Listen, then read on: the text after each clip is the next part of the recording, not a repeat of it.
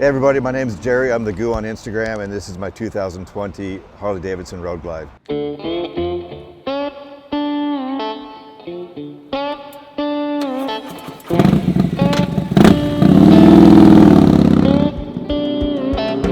life has nearly killed me, and my mind has put me on the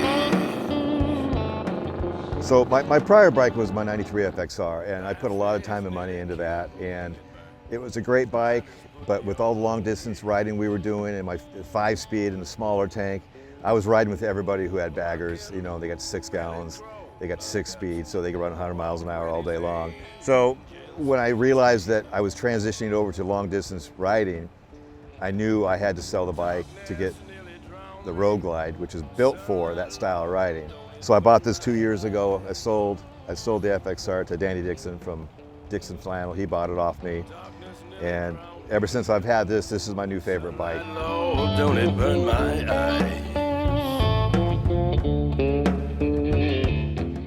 Those who know me understand that I do not like stock bikes. So I literally rode it to the shop I was working at the time and put a new seat, put the RWD rear shocks on it, and went with the Kraus risers, handlebars, and upper tree. Rode for that for a while, and then I got the itch to make some changes again, so I found the Bst Wheels. And when they came with a Pagan Gold color on them, which I really liked, so I wanted something different. So I changed out the wheels front and back, and then I went with the titanium gray calipers, along with a Galfer rotors front and rear. Recently we did the Nix 22 Olin cartridges up front with the black tubes and the Hog Halters lowers, which made a very, very big difference as far as handling and capabilities and such. So overall, this thing rides like a Cadillac now. Recently, I just redid the tank with the cutouts from Barnstorm Cycles up in Massachusetts. They did these nice cutouts for me. And then I had Pac-Man paint painted the gloss black. And then I wanted something a little bit different. And so when I bought my seat through BMC, I called Big Mike and asked him if he could do, if I sent him some cutouts, templates, would he make the cutout, the knee pads, the same material and the same stitching, which he agreed. And he nailed those, and so that really, really accents the bike, I think, just in a subtle way. And then eventually I kind of went towards the carbon fiber look, and I ordered the front fender, the side panels, and the dash through Hoffman Designs. And then they were out of stock on rear fenders, so I got that from Carbon Visionary, the rear fender itself, along with the handguards. And I was talking to Jeff Holt about possibly doing some colors on the bike, and he came up with the idea of matching the gold carbon on the wheels with the rest of the carbon. So I went with Bondo on that, and he actually nailed the color and sprayed everything the color you see now, which I think really looks good on the bike. As far as the engine, it's relatively stock. I'm running a S&S 475 cam. With their lifters, oil pump, you know, just the internals. And then recently went with the Bassani Road Rage pipe and then a TTS tuner.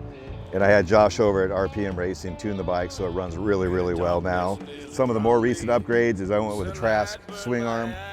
And one of the nice subtle touches I like about this is they come with side panels that are made of carbon, so I had Bondo spray those as well, so they match the rest of the bike.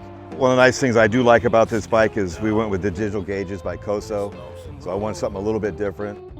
The front headlight assembly, which I just put on a couple weeks ago, is from Clean Moto, and it's their rigids, their Adapt 6, I believe what they call it, and they're super bright, and they sit back tucked into the fairing, which I like better than the other brands. Long, way to go.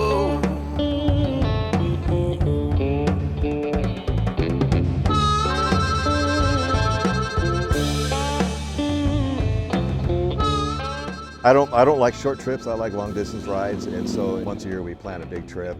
Last year we rode almost 8,000 miles in I think 16 days, and we went to Florida Keys, at the very south tip of there, spent a couple days there. We rode through the Midwest, through North Carolina, South Carolina, Tennessee, through Texas, and then up into Durango, Colorado, and hung out there a few days.